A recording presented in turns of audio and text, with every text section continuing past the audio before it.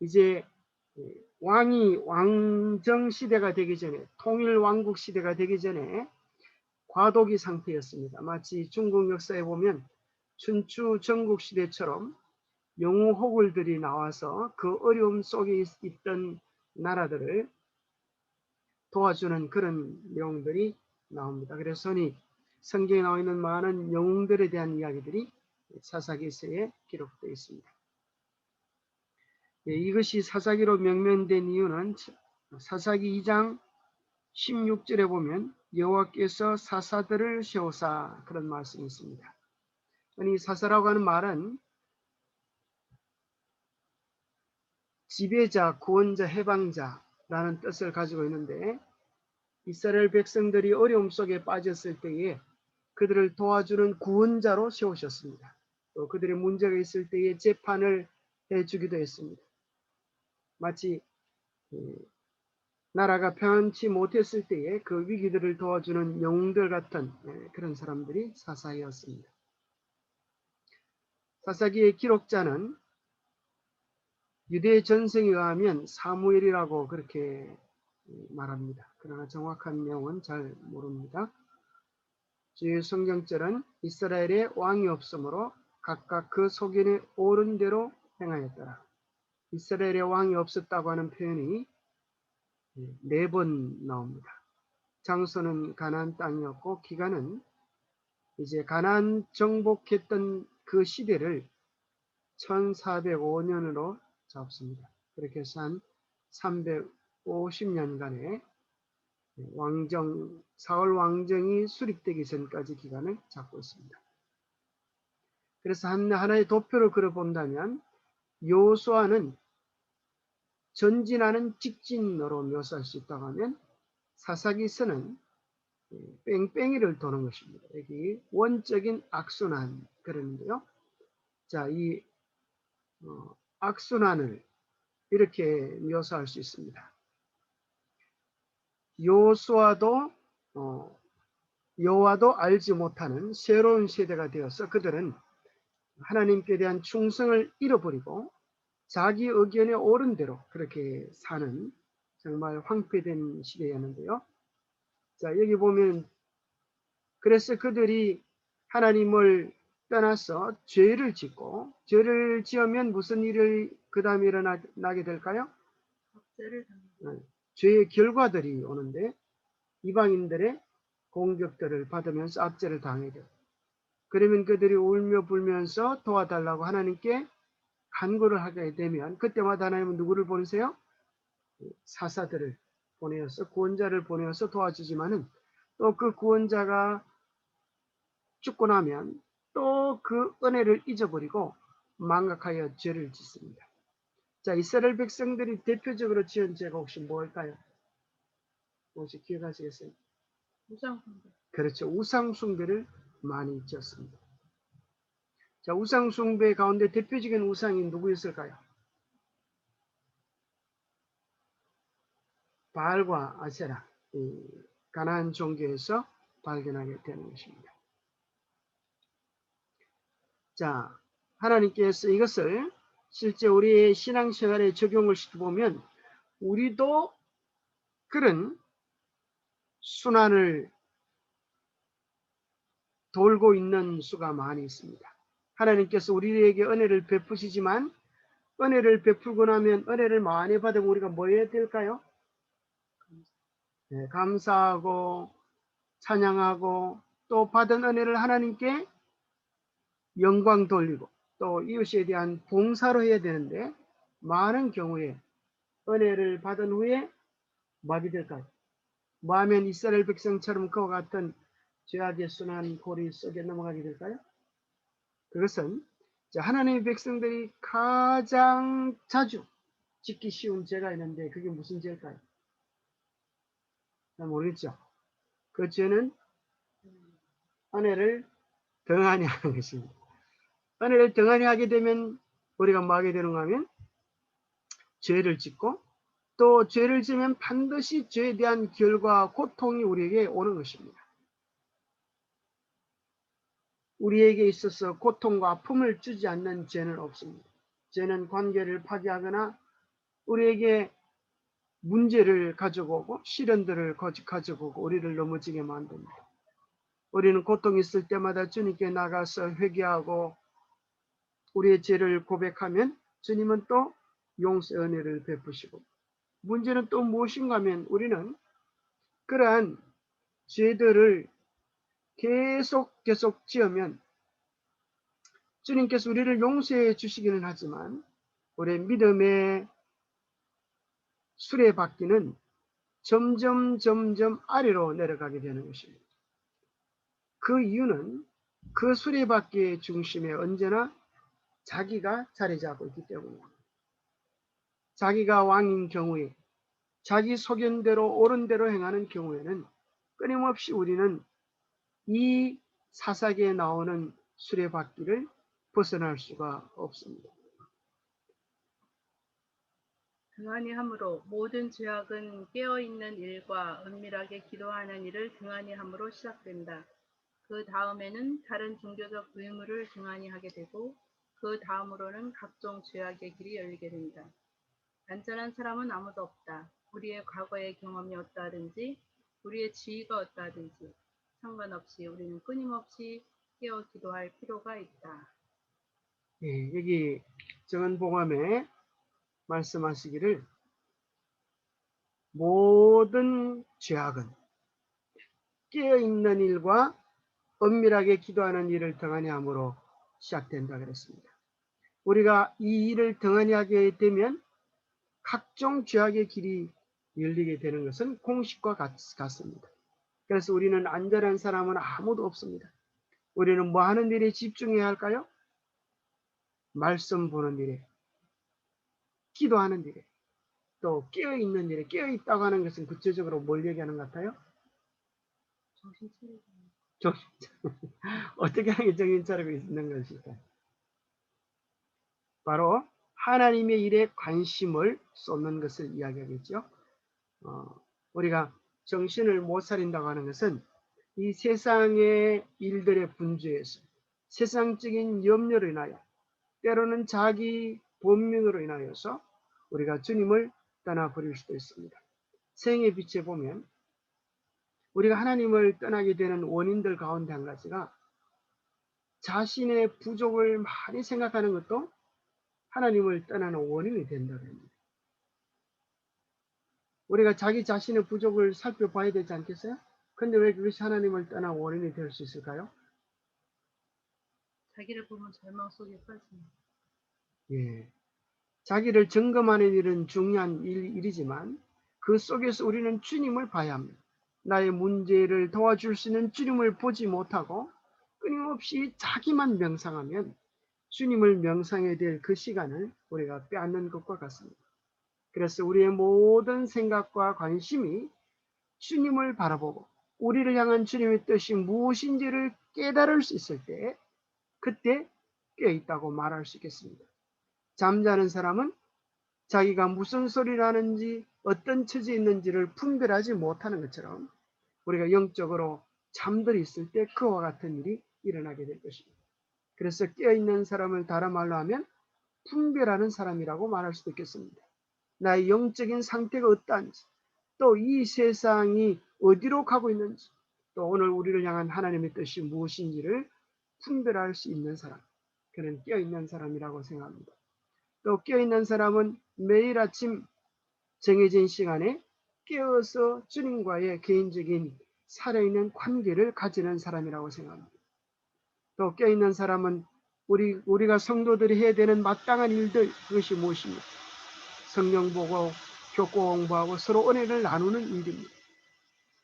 그래서 우리가 코로나로 인하여서 우리가 만나서 예배는 드리지 못할지라도 우리가 그 시간을 기억하고 우리의 마음을 드리는 일은 깨어있는 일 중에 한 가지인 것입니다. 그래서 우리가 얼굴을 자주 보고 하나님께 우리의 마음을 드리는 이 모든 시간들이 우리를 깨어있게 하고 하늘 백성으로 준비되게 만들어 줍니다. 기회가 있을 때 정복하라. 알고 있는 죄를 정복하지 않으면 그 죄가 우리를 정복하고 만다. 이스라엘은 주의 세력인 가나안 족속을 진멸하지 아니했을 때 동맹을 맺고 마침내 성함까지 하고 점점 배두의 길로 내려가 우상에게 엎드려 절하고 철저한 배두의 길에 들어서 하나님을 버리고 망가질 대로 망가지는 모습을 사사기에서 봅니다. 보러 우리는 넘어짐에 대한 그럴듯한 핑계를 찾지 말고 철저하게 주님께 나아가십시오.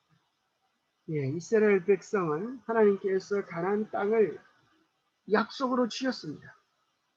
그들이 충분히 믿음으로 나가면 정복할 수 있는데도 불구하고 이제까지 계속적으로 하나님의 이적을 보지 않았습니다. 홍해를 여시고 광야에 40년을 먹이시고 드디어 그들이 하나님의 약속에 의지하여 고함만 질러도 여리고성이 무너지는 모습을 보지 않았습니다. 이미 약속의 땅이라고 그렇게 정해 주셨는데 문제는 무엇인가 하면 그 땅을 12지파에게 나눈 다음에 각 지파가 정복해야 될 땅을 다시 나눠준 것입니다. 그 나눠준 땅을 정복할 때 그 땅은 그들의 영원한 기업이 되는 것입니다. 오늘 우리들에게도 그렇게 적용할 수 있을까요? 하나님께서 이미 십자가를 통하여 성리를 우리에게 안겨주셨습니다. 우리의 구원을 안겨주시는데 문제는 우리 개인적으로 이미 사단은 십자가에서 패한 것입니다. 우리는 개인적으로 정복해야 될 가난이 있는 것입니다. 그것은 우리가 알고 있는 죄입니다. 우리가 알고 내가 어떤 문제가 있는지를 깨닫고 있는 그 죄를 기회가 있을 때에 정복해야 합니다. 지금은 은혜의 때입니다. 우리가 정말 매달려 하나님께 간절히 간구하게 될 때에 주님은 우리에게 우리의 죄를 정복할 수 있는 능력을 주시고 우리에게 승리를 주실 것입니다. 또 두 번째 가난을 정복한다고 하는 것은 첫 번째로 우리 내적인 적과 싸우는 것이라고 한다면 외적으로는 어떤 것이 될까요? 가난을 정복한다고 하는 것은 외적으로는 선교 활동이라고 생각합니다. 하나님께서 우리에게 구역반을 주시고 또 안교반을 주시고 우리의 선교 영역을 정해 주셨습니다. 그래서 구역반은 우리가 복음을 전해야 될 우리의 동네들이죠. 또 구미의 40만의 영혼들은 우리가 복음을 전해야 될 우리의 영토인 것입니다.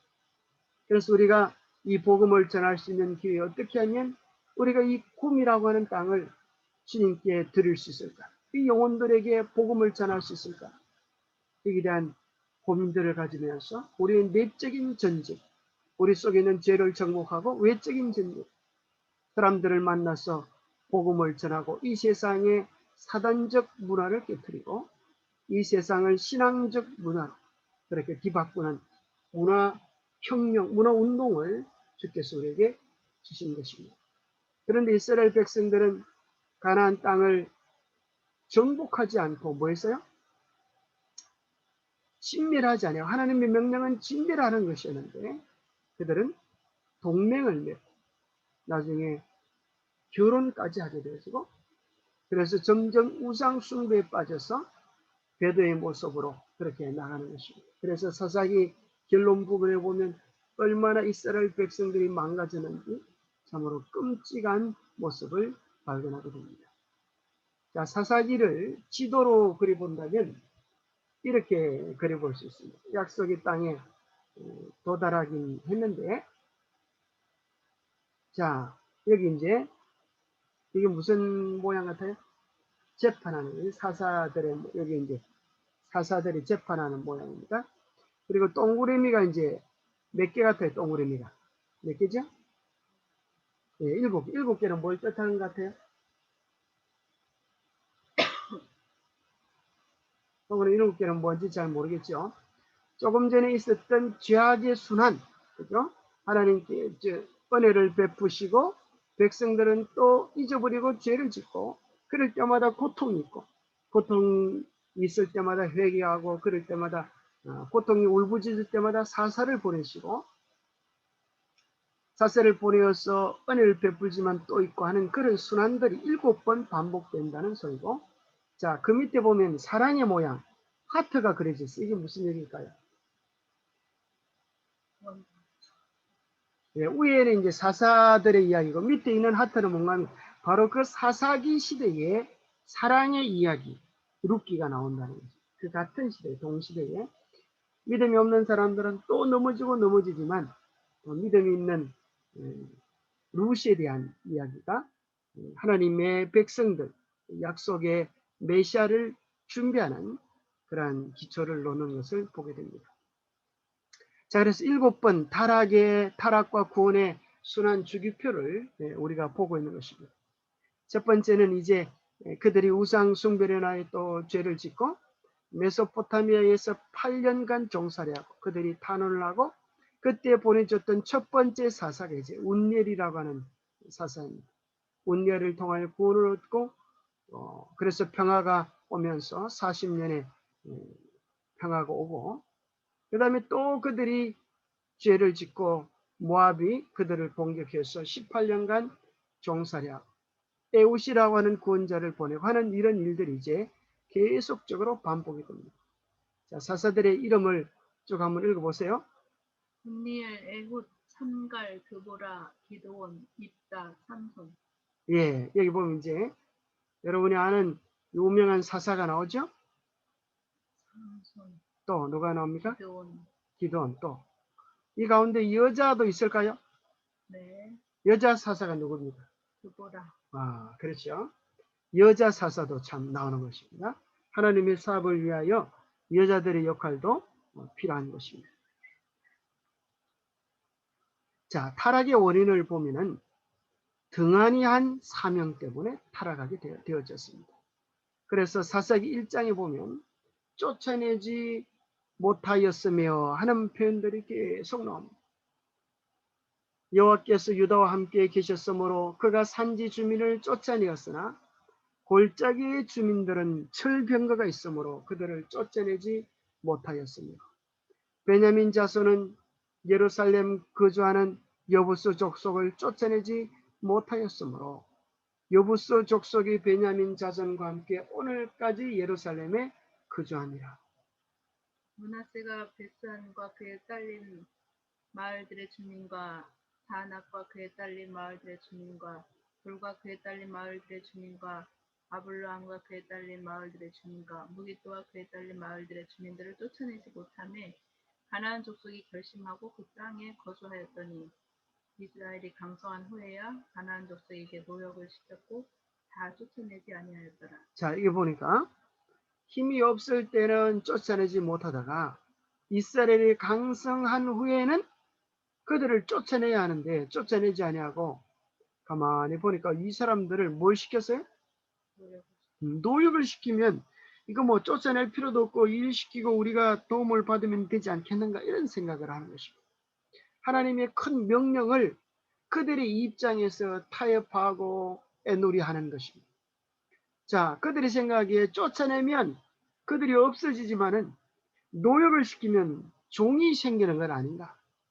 일을 시키면은 공짜로 일꾼을 쓰는데 이보다 더 좋은 일이 어디 있는가. 그런 생각을 했습니다. 이게 좋은 생각일까요? 예, 우선은 이득이 되는 것 같지만 그 모든 것들은 결국 무엇을 가져오는가 하면 고통과 아픔 또 죄를 가져오게 됩니다. 자, 여호수아 23장에 보면 우리 하나님께서 그들을 쫓아내시라고 하는 명령을 대주셨을 때 이런 약속을 대주셨습니다. 너희 중 한 사람이 1000명을 쫓으리니 이는 너희의 하나님 여호와 그가 너희에게 말씀하신 것 같이 너희를 위하여 싸우시니라. 그러므로 스스로 조심하여 너희의 하나님 여호와를 사랑하라.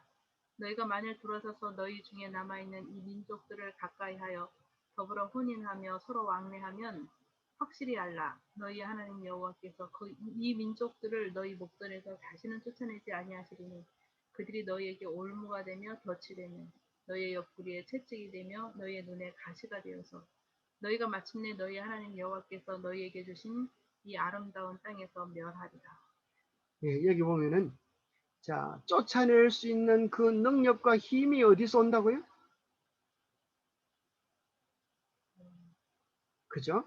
그들이 잘나서 그들이 힘이 있어서 싸움을 잘해서 쫓아내어지는 것이 아니고 하나님께서 너희를 위하여 싸우시리라. 이것이 우리가 기억해야 될 선악의 대쟁투의 중요한 내용입니다. 우리 속의 죄를 이기는 것과 우리가 선교하는 활동도 마찬가지인 것입니다. 인간적인 생각과 방법을 구상하는 것이 아니라 우리가 정말 여기 나오는 말씀처럼 우리가 스스로 조심하여 너희의 하나님 여호와를 사랑하라. 하나님을 정말 사랑하고 하나님의 말씀에 순종하고 하나님으로 인하여 우리의 심령이 부흥되면 그 다음에 무슨 일이 일어납니까? 하나님께서 이 민족을 너희의 목전에서 쫓아내 주시겠지만은 너희들이 하나님의 명령에 순종하지 아니하고 죄를 사랑하고 이 가나안 족속들과 혼인하며 왕래하면 하나님께서 다시는 쫓아내지 아니하셔서 너에게 올무가 되고 덫이 되고 채찍이 되고 가시가 될 것을 이야기해 주고 계시는 것입니다. 우리 영적인 형편과도 공통점이 있을까요? 그래서 영적인 것도 꼭 마찬가지입니다. 그리스도인의 성공은 우리의 재간과 우리의 지혜에 달린 것이 아니라 얼마나 하나님께 가까이 나아가는가, 얼마나 하나님께 눈물을 흘리며 탄원하는가, 얼마나 하나님께 전적으로 맡기느냐에 따라서 하나님께서 우리에게 이길 힘을 주시고 우리의 문제를 해결해 주실 것입니다. 하나님이 도와주시지 않으면 우리에게 가능성이 보이지 않습니다. 그러나 우리가 매달려 기도하고 하나님의 은혜를 힘입으면 하나님께서 이 모든 일들을 주관하신다고 하는 사실을 깨닫고 우리가 모두 다 용기 백배하여 주님의 명령대로 걸어 나가기만 하면 주님께서 이 땅을 주실 것이라고 약속하셨습니다. 그래서 여호수아서에 보면 너희들이 발로 밟는 곳마다 너희 땅이 되리라 그렇게 약속하셨습니다. 우리도 약속을 믿고 전진하면 우리의 땅이 되게 될 것입니다. 자, 특별히 그 가운데 여러 지파들이 성공하지 못한 내용들을 이제 적어 놓고 있지만 특별히 여기 아실 지파에 대한 말씀을 좀 살펴보겠는데요. 자, 신명기 10장에 보면 하나님의 명령이 무엇이었어요? 헷 족속과 아모리 족속과 가나안 족속과 브리스 족속과 히위 족속과 여부수 족속을 내가 진멸하되 내 하나님 여호와께서 내게 명령하신 대로 하라. 자, 여기 보면 특별히 이제 그 땅 가나안 족속인데 가나안 땅인데 그 족속을 진멸하라 그랬어요. 쫓아내는 것도 아니고 진멸하라. 진멸하는 것은 뭐 하는 거? 다 죽이는 거잖아요. 그죠? 많은 사람들이 이런 생각을 합니다. 왜 사랑의 하나님께서 그 가나안 족속들을 진멸하라고 하시는가? 사랑하고 돌봐주라 그렇게 하면 좋을 법한데 왜 진멸하라 그랬을까요? 혹시 생각해 보신 적 있으세요? 덫이 되고 올무가 되고 가시가 되고. 바로 그것 때문입니다. 그래서 가나안에 지금 고고하게 발굴을 통하여서 가나안의 문화들이 발견되어졌는데 바로 사사기 끝에 나오는 그 음란한 죄들이 사실은 가나안 족속들의 품속들이었어요. 그래서 가나안 족속들의 그 죄와 음란성 때문에 하나님께서 가나안 족속을 진멸하라고 그렇게 하시는 것입니다. 자, 사사기 1장을 한번 31절 한번 읽어 주시겠어요? 아들이 악과 주민과 시돈 주민과 알랍과 악십과 헬바와 아빅과 르홉 주민을 쫓아내지 못하고 아셀 족속이 그 땅의 주민 가나안 족속 가운데 거주하였으니 이는 그들을 쫓아내지 못함이었더라. 예, 여기 보면 아실 지파, 12지파 가운데 한 지파지요. 악고, 시돈, 알랍, 악십, 헬바, 아빅, 르홉 다 이게 이제 동네 이름입니다. 그쪽 주민들을 쫓아내지 못했어요. 그들은 다 가나안 족속들인데 쫓아내지 못하면서 그 동네에 함께 살았습니다. 가나안 족속이 함께 같이 쫓아내지 못하고 같이 살았는데 그 이유는 그들을 쫓아내지 못함이었습니다. 그런데 여기 특별히 시돈 주민이라고 하는 내용을 한번 보면 이것이 어떤 결과를 가져왔는지를 보게 됩니다. 만약 이때 하나님의 명령대로 시돈 주민들을 다 진멸하였다고 하면 열왕기상 16장 31절에 사건이 일어나지 않게 되었을 것입니다. 느바세 아들 여로보암의 죄를 따라 행하는 것을 오히려 가볍게 여기며 시돈 사람의 왕 엘바알의 딸 이세벨을 아내로 삼고 가서 바알을 섬겨 예배하고 예, 이 바로 시돈 사람의 왕 에빨이라고 하는 그 왕의 딸 이세벨이 이제 북방 이스라엘의 아합과 결혼하여서 바알을 숭배하는 죄를 온 백성이 짓도록 그렇게 만든 궁극적인 원인이 됩니다. 이 에빨이라고 하는 이 왕의 이름을 여러분 원어 사전에 보면은 에트발이라고 이제 명사형 남성이라는 그 문법적인 설명입니다. 에트라는 말은 함께라는 말이고 바알, 그죠? 바알, 바로 태양신 우상숭배의 원형이죠. 그래서 뜻은 바알과 함께라는 그런 뜻인데 에빨의 이름에서 이야기하는 것처럼 그 왕은 시돈 왕은 바알을 숭배하고 바알의 사랑과 보호를 받는 것을 이름으로 삼았으니 얼마나 바알 숭배가 대단한 왕이었는가 하는 것을 보게 됩니다. 바로 그의 딸 이세벨이 북방 이스라엘에게 들어오면서 무슨 일이 일어납니까? 북방 이스라엘의 궁극적인 멸망의 원인의 큰 계기가 된 것이 바로 이 잔인한 이세벨의 우상숭배의 문화들이었습니다. 그래서 우리는 뭘 발견하게 되는가 하면 하나님의 명령에 순종하지 아니한 것이 우리는 결과적으로 어떤 영향을 미칠지를 보게 되는 것입니다. 마치 산 위에서 내리는 눈덩이가 처음에는 작지 않지만 처음에는 크지 않지만 내리면 내릴수록 굴러오면서 더 커져서 나중에는 집을 무눌 수도 있는 것처럼 우리가 하나님의 말씀에 철저하게 순종하지 않은 것들은 우리의 삶에 그런 영향들을 미칠 수 있는 것을 발견하게 됩니다. 자, 숫자 퀴즈를 한번 내보겠습니다. 100에서 하나를 빼면 답이 얼마죠? 99. 이것은 이제 수학적인 것이었습니다. 좀 생각을 좀 하면 뭐가 될 수 있을까요? 0, 0이 될 수 있을까요? 뭘 빼면 0이 될까요? 1, 예, 꼭 99가 되라는 법이 없습니다. 0이 될 수도 있습니다. 뭘 빼면 0이 될까요? 1. 예, 하나를 빼면 했으니까 1이라고 하는 숫자를 하나를 빼면 0이 되죠.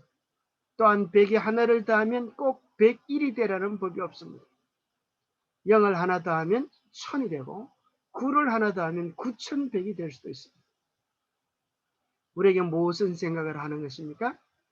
한 번의 실수로 때로는 모든 것을 잃을 수도 있다고 하는 것입니다. 한 번의 죄악이, 한 번의 전쟁으로 나라가 망하기도 하고 한 번의 사고로 생명을 잃어버릴 수도 있다고 하는 교훈을 우리에게 주는 것입니다. 죄는 아무리 작은 것이라 할지라도 우리가 가볍게 여기지 말아야 되겠습니다. 사사기서는 우리에게 그런 교훈을 대해주는데요. 사사기의 전체 내용을 세 가지로 나눌 수 있습니다. 자, 사사기는 한마디로 말하면 사사기들의 영웅적 그런 모습이지만 또 실패의 책이다 이렇게 말합니다. 사사기의 별명이 실패의 책이다. 왜요? 이미 약속된 땅에 들어왔지만은 그들이 다 정복하지 아니하므로 고통과 어려움을 당하는 그런 실패의 책입니다. 그래서 1장, 2장에 보면 실패의 원인, 가나안 족속들과의 타협 때문에 그런 일이 있다고 하는 사실을 발견하고 3장부터 16장은 실패의 악순환, 가나안 족속과의 전쟁을 벌이지만 또 이렇게 우리가 아까 봤던 그런 순환, 수레들을 보게 되는 것입니다. 하나님의 은혜를 잊어버리고 또 죄를 짓고 하는 이런 순환이 몇 번 반복됐다고요? 7번. 이스라엘 백성은 끊임없이 실패하지만 그때마다 또 기회를 주시고 기회를 주시는 하나님 편에서의 완전한 자비를 보게 되는 것입니다. 사람은 실패하고 또 넘어지지만 하나님은 결코 포기하지 않으시고 또 기회를 주시고 용서를 베풀으시는 하나님의 자비하심을 이스라엘 역사에서 보게 되는데요. 자, 세 번째는 이제 결론입니다. 실패의 결과. 17장부터 21장까지는 실패의 결과였는데, 자, 가나안 족속들처럼 생활하게 된 그런 모습을 결론적으로 보여주고 있습니다. 그래서 사사기를 세 가지로 분류할 수 있습니다. 실패의 원인, 두 번째는 실패의 악순환, 세 번째는 실패의 결과. 자, 실패의 결과들을 살펴보면 17장, 18장에 보면 우상 숭배로 인하여 타락하게 되었습니다. 17장에 보면 미가의 우상 숭배, 또 단지파의 우상 숭배. 그 다음에 19장부터 21장에 보면 레인과 그의 첩 이야기들이 나오면서 정말 이스라엘이 얼마나 도덕적으로 또 타락되어졌는가. 또 이스라엘과 베냐민 지파와의 싸움, 동족 간의 싸움으로 사사기가 결론을 맺게 됩니다.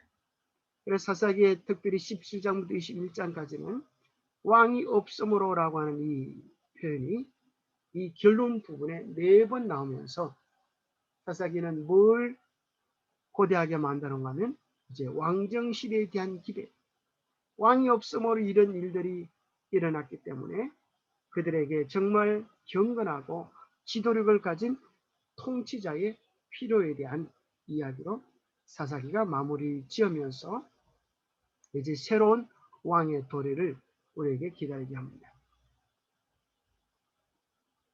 자, 그런데 정말 우리가 기다리고 고대하는 진정한 왕은 누구입니까? 그죠? 처음 이스라엘의 초대 왕이 누구였죠? 사울 왕을 세울 때 이스라엘 백성들이 기대를 많이 했습니까? 그러나 그 결과가 무엇이었죠? 예, 세상 왕들은 결국 실망을 안겨줍니다. 여러분, 어떤 대통령이, 어떤 왕이 되면 우리가 많은 기대를 하지 않습니까? 그러나 그럴 때마다 우리는 실망을 많이 하게 하는 우리의 그 경험이 있지 않습니까? 이 모든 것들은 결국 수많은 사서들의 이야기는 우리에게 누구를 이야기하는가 하면 진정한 왕이신 예수 그리스도를 바라보게 합니다. 이 세상 왕은 우리에게 실망을 주고 고통을 주고 아픔을 줄 때도 있지만 우리에게 있어서 진정한 왕은 예수 그리스도인데, 자, 예수 그리스도가 왜 우리의 진정한 왕이실 수가 있습니까? 여기에 대하여 계시록은 이렇게 말씀합니다. 그들이 어린 양과 더불어 싸우려니와 어린 양은 만주의 주시요 만왕의 왕이시므로 그들을 이기실 터이요 또 그와 함께 있는 자들 곧 부르심을 받고 택하심을 받은 진실한 자들도 이기리로다. 아, 여기 참 놀라운 표현이 나오는데요. 이 세상 사람들은 그리스도와 더불어 싸우기를 좋아하는 것입니다. 특별히 요즘 안 그래도 코로나로 인하여 교회가 많은 핍박을 당하고 또 욕을 많이 듣고 있는 그런 시대에 살아가고 있습니다. 어린 양이 왜 예수 그리스도를 힘없고 연약한 어린 양으로 묘사했을까요? 한번 얘기해 보세요. 왜 예수님을 하필이면 좀 힘센 것으로 표현하면 좋은데 어린 양으로 그렇게 묘사했을까요?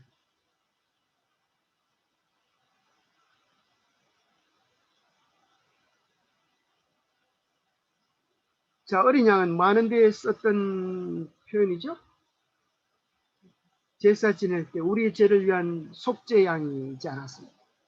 그래서 어린 양으로 표현한 이유는 예수님은 우리를 죽도록 사랑하시는 우리의 대속주가 되시는 우리를 위하여 죽으로 이 땅에 오셨던 예수 그리스도의 초림의 사역을 상징하는 그런 표현이라고 생각합니다.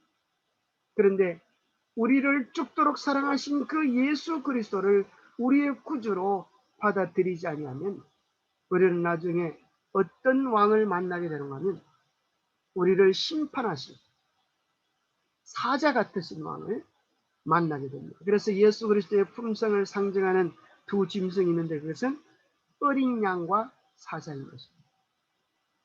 사자는 정말 동물의 왕으로 표현되듯이 예수 그리스도는 드디어 어린 양이신 그분이 만왕의 왕이요 만주의 주로 이 땅에 오셔서 모든 악의 권세를 깨뜨리시고 승리하실 것입니다.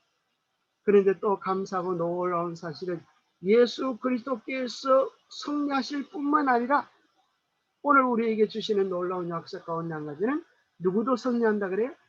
부르심을 받고 택하심을 받은 진실합니다. 예, 그와 함께 있는 자들. 그죠? 예수 그리스도와 함께 있는 자들.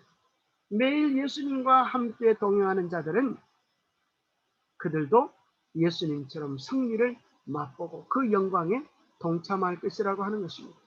그래서 오늘 가장 중요한 것은 사사기의 형편이 그들의 영적인 상태가 우리의 것이 되지 않으려고 하면 우리의 마음에 예수 그리스도를 우리의 개인의 진정한 왕으로 모실 때에 우리의 삶에 평화가 있고 기쁨이 있고 행복이 있고 즐거움이 있고 소망이 있게 될 것입니다.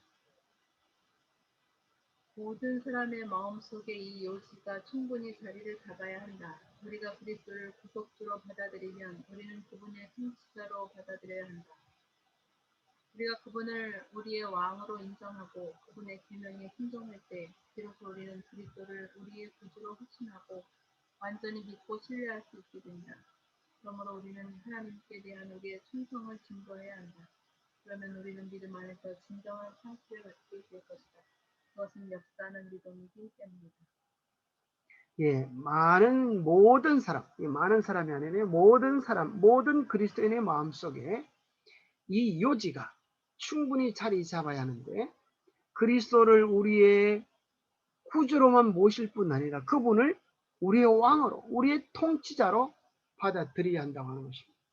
그분을 우리의 왕으로 인정한다고 하는 것은 다른 말로 한다면 우리가 그분의 계명에 순종하는 것입니다.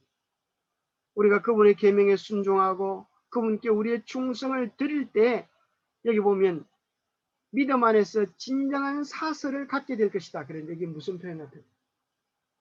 그럴 때 하나님께서 우리를 어떻게 도와주시는지, 어려움 속에서 우리를 어떻게 건져주시는지, 결국 어떻게 승리하게 해주시는지에 대한 개인적인 경험, 이야기들을 갖게 될 것이라는 것입니다. 이것은 역사하는 믿음입니다. 우리 모두는 그냥 이론적인 믿음이 아니라 정말 예수님이 우리의 왕이 되셔서 예수님이 우리를 위하여 싸워주시는 그런 경험을 우리 모두가 해야겠습니다. 자, 그럼 우리가 예수님 우리의 왕이 될 때 우리는 새로운 이제 수레바퀴를 타게 되는데요. 이제 은혜를 받으면 은혜를 등한해하지 말고 은혜를 더 유지하기 위하여 뭐 해야 될까요? 말씀으로 달려가는 시간을 가져야 되겠습니다. 마치 겨울에 뜨거운 난로 위에 찬 주전자를 얹으면 어떻게 될까요? 두 가지 경우를 한번 생각해 보겠습니다. 뜨거운 난로 위에 찬 주전자, 얼음이 있는 얼음물을 얹는 것과 두 번째는 찬 난로 위에 뜨거운 물을 얹어 놓는 것. 두 가지 경우 가운데 시간이 지나면 어떻게 될까요? 뜨거운 난로 위에 얹혀진 찬 주전자는 가면 갈수록 뜨거워지지만 찬 난로 위에 있는 뜨거운 주전자는 가면 갈수록 식어질 것입니다. 그것은 위에 있는 주전자는 우리 개인의 경험을 이야기하고 밑에 있는 뜨거운 주전자는 밑에 있는 뜨거운 난로는 뭘 뜻할까요? 우리가 앞으로 가지는 시간입니다.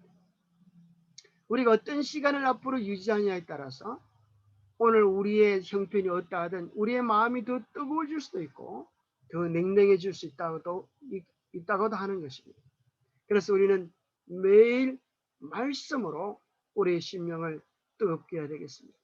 우리는 매일 기도로 우리의 마음을 주님께 아뢰어야 되겠습니다. 그럴 뿐 아니라 말씀과 기도로 뜨거워진 우리의 마음을 성도들의 교제를 통하여 서로 나누면서 더욱 뜨겁게 될 것입니다. 그래서 혼자는 약하지만 모닥불이 그렇지 않습니까? 나무 하나는 불길이 약하지만 둘이 모으고 셋이 모으면 더 뜨거워지는 것입니다. 성도들이 교제를 통하여 하나가 되어지고 연합되어질 때 우리는 뭘 얻게 되어지는가요? 세상을 향한 나눔의 힘을 얻게 되어질 것입니다. 이것은 예수 그리스도가 우리의 마음의 주인이 될 때 우리는 이러한 삶, 이러한 수레바퀴를 타게 될 것입니다. 이것은 매일매일 하늘을 향하여 천성으로 가까워지는 그런 우리의 영적 수레바퀴가 될 것입니다. 그래서 그리스도의 삶은 은혜를 사모하면서 말씀과 기도, 또 깊은 영적인 교제, 매일의 삶에서 나눔과 봉사를 실천하는 예수 향기를 드러내는 삶이 되게 될 것입니다. 그래서 우리의 이러한 영적인 일들을 방해하는 우리의 작은 죄들, 작은 유혹들을 우리는 등한히 여기지 말아야 되겠습니다. 죄는 아무리 작다고 생각하더라도 그것을 그냥 범하는 때에는 무한한 손실을 받게 될 것을 각오하여야 할 것이다. 우리가 극복하지 못한 것은 그것이 우리를 극복하고 우리를 멸망케 할 것이다. 예, 정로의 계단에 나오는 말씀입니다. 죄가 아무리 작다고 할지라도 그것을 범하고 우리가 그것을 품을 때 그것은 무한한 손실을 받게 될 것입니다. 사람들이 죽는 이유는 딱 한 가지 잘못 때문에, 딱 한 가지 죄 때문에 죽을 수 있습니다. 우리는 죄와 심각한 싸움을 벌여야 합니다. 우리가 극복하지 못한 것은 우리를 극복하고 우리가 멸망시키지 못한 죄는 우리를 멸망시키게 될 것입니다. 죄는 반드시 우리의 영원한 생명을 빼앗아 갈 때까지 멈추지 않게 될 것입니다. 그래서 우리는 경로의 계단에 나오는 말씀처럼 죄에 대한 영적 전쟁을 선포해야 하겠습니다. 그래서 우리가 가장 시엇, 기억, 히읗 이게 무슨 죄일까요? 가장 심각한 죄는 심각한 죄. 우리가 빨리빨리 안 돌아가나요? 가장 심각한 죄는 무슨 죄인가 하면 대충, 그죠? 대충이라고 하는 벌레는 귀엽지만 대충 때문에 큰 담이 무너져 버리고 큰 나라가 어려움을 당할 때가 있습니다. 우리의 가장 심각한 죄는 다시 한번 말씀을 드리면 흑암의 왕국의 통치를 받기 위하여 일부러 그것을 섬기기로 선택할 필요는 없다. 빛의 왕국과 관계 맺는 것을 등한히 하기만 하면 된다. 우리가 하늘의 능력에 협력하지 아니한다면 사단은 마음을 점령하여 그것을 자신의 거처로 삼을 것이다. 예, 우리는 귀신을 부르는 주문을 외우지 않아도 됩니다. 어떻게 어둠의 세력에 속하게 되는가? 그것은 빛의 왕국과 관계 맺는 일을 등한히 하며 주님께 속하기를 등한히 하면 하나님께서 우리에게 기대하고 원하는 우리의 사명에 대하여 등한히 하면 하나님의 사업에 협력하지 아니하면 사단은 우리의 마음을 점령하여 그것을 자신의 것으로 삼을 것입니다. 그래서 그리스도인들은 주의 사업을 하는 기쁨과 뜨거움이 있어야 되겠습니다. 그것이 이 세상의 재난으로부터 우리를 지켜줄 것입니다. 우리는 세상을 향하여 분명한 이름을 가지고 있어야 될 것입니다. 우리가 세상에 복음을 전하는 동안, 우리가 복음 전하는 자로 우리를 소개하는 동안에는 죄는 우리를 공격하지 못하는 것입니다. 사사기서는 실패의 기록이었습니다. 얼마 동안의 기간이었죠? 여호수아 이후부터 사울 왕정 수립 이전까지 약 350년간의 실패의 기록. 예. 사사기의 그 기간이 아주 엄청 길죠. 그죠? 마치 애굽에서의 노예의 기간 비슷하게. 자, 의인과 악인의 차이가 무엇인지 여기 성경 구절에 이렇게 표현합니다. 그래서 의인은 7번 넘어질지라도 다시 일어나려니와 악인은 재앙으로 말미암아 엎드러지느니라. 예, 여기 보면 참 희한하죠. 의인은 성경에서 죄를 안 짓는 사람이다 이렇게 표현하지 않고 의인은 많은 사람이라고요? 다시 일어나는 사람. 네, 다시 일어나는 사람. 다시 주님을 바라보고 일어날 때 주님은 그를 향하여 박수를 치면서 너의 모든 죄를 내가 용서하겠다. 너의 모든 죄는 이미 십자가에서 씻겨졌다. 너는 나의 백성, 나의 사랑이다. 우리 주님께서 안아주실 것입니다. 그러나 악인은 많은 거죠. 잘 되는 것처럼 보여도 마지막에는 재앙으로 말미암아 엎드려져서 다시는 일어서지 못하게 되는 것입니다. 우리는 결코 좌절하지 말아야 되겠습니다. 우리는 결코 포기하지 말아야 되겠습니다. 우리는 일어나고 다시 일어나서 우리가 영광의 도성에 들어가는 그날까지 영적인 전쟁을 멈추지 말아야 되겠습니다. 우리가 한번 실패했다고 해서 또 주저앉아 있을 필요는 없습니다. 여기 참 재미있는 우리나라의 사자성어가 있죠. 7전팔기. 이게 무슨 뜻인지 한번 아시겠어요? 7전팔기? 7번 엎드러져도 8번 일어난다. 7, 7 엎드러질 전 8, 8 일어날기. 자, 한번 문제를 내보겠습니다. 7번 넘어지면 몇 번 일어나면 됩니까? 7번. 근데 어떻게 8번 일어날 수가 있겠어요?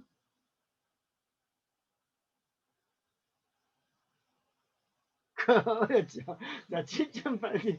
그냥 우리가 말을 하면 7.8기에 참 맞는 소리 같은데 어떻게 보면 7.8기가 불가능하지 않습니까?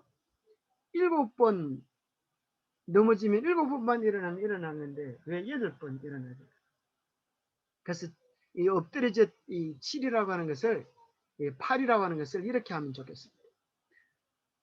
일어난다고 하는 것도 중요하지. 마음의 태도, 도전을 뜻하는 것입니다.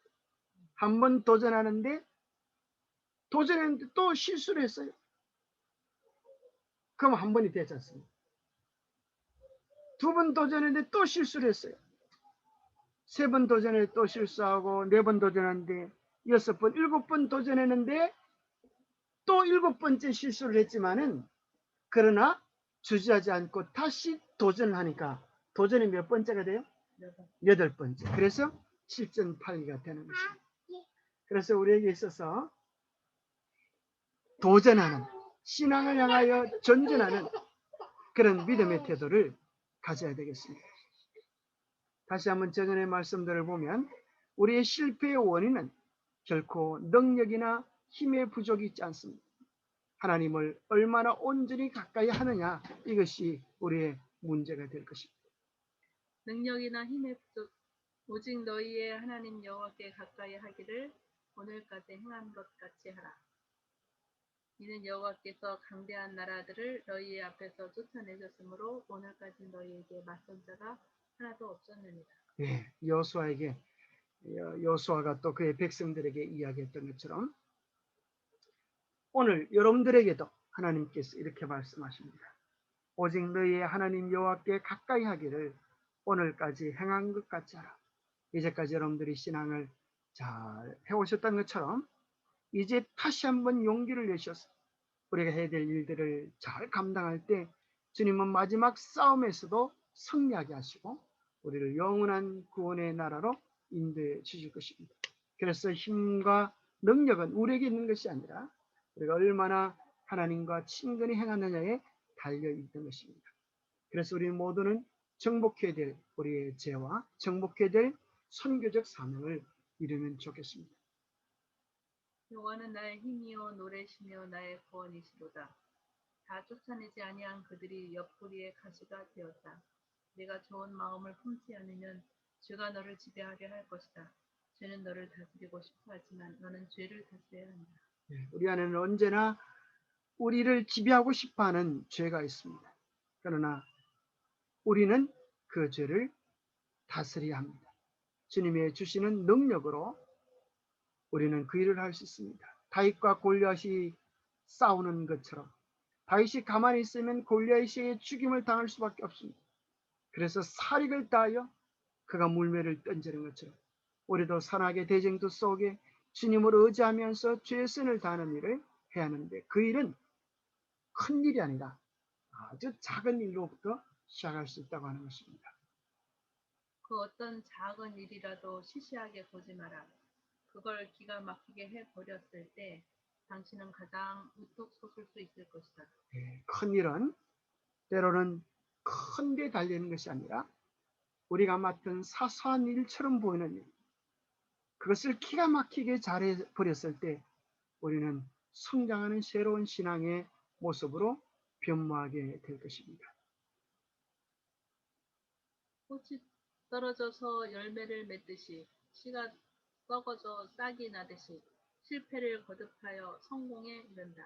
실패는 성공에 이르는 순로이다. 지무라 반주. 이스라엘의 실패의 오점을 마음에 새겨 우리는 우리에게 승리를 주실 수 있는 오직 주님만을 바라보자. 믿음의 주여 또 온전케 하시는 이인 예수를 바라보자. 예, 이스라엘의 실패 속에서, 또 우리는 지난 실패 속에서 이렇게 하면 실패하는구나, 이렇게 하면 넘어지는구나, 이렇게 하면 우리 주님께서 슬퍼하시는구나를 깨닫고, 이제 우리의 지난 실패의 오점을 마음에 새겨서 이제는 우리의 마음의 시선에 주님을 잃어버리지 아니하고 주님께 우리의 시선을 고정시키는 그런 삶을 살면 좋겠습니다. 기도하겠습니다. 하나님 아버지, 우리는 약속의 땅에 발을 디뎠습니다. 그리스도께서 성리의 깃발을 꽂아 놓으셨습니다. 우리도 주님을 의지하면 넉넉히 우리가 싸우는 전쟁 가운데서 승리할 수 있고, 우리는 주님이 예배해 놓으신 영광의 면류관을 쓸 수 있습니다. 주님, 우리가 뒤로 물러가 침륜에 빠지는 자가 되지 않게 하여 주시고 더 전진하고 전진하여 주님께서 준비해 놓으신 그 온전한 승리와 기쁨을 우리가 얻게 하여 주시옵소서. 오늘 우리가 등한히 한 잘못이 우리에게 가시가 된다고 하는 사실을 배웠습니다. 참으로 주께서 우리의 심령 속에 쉬는 세미한 음성을 듣고 그 명령에 우리의 충성을 다하는 우리 모두가 되게 하여 주시옵소서. 새해 코로나로 어려움을 당하지만 이것이 결코 뒤로 물러갈 이유가 되지 아니하고 우리가 더 전진하여 주님과 친근히 행하고 주님의 뜻을 행할 특별한 기회로 삼게 하여 주시옵기를 우리 주 예수 그리스도 이름 모자하여 간절히 간구하옵나이다. 묵상으로 예배 마치겠습니다.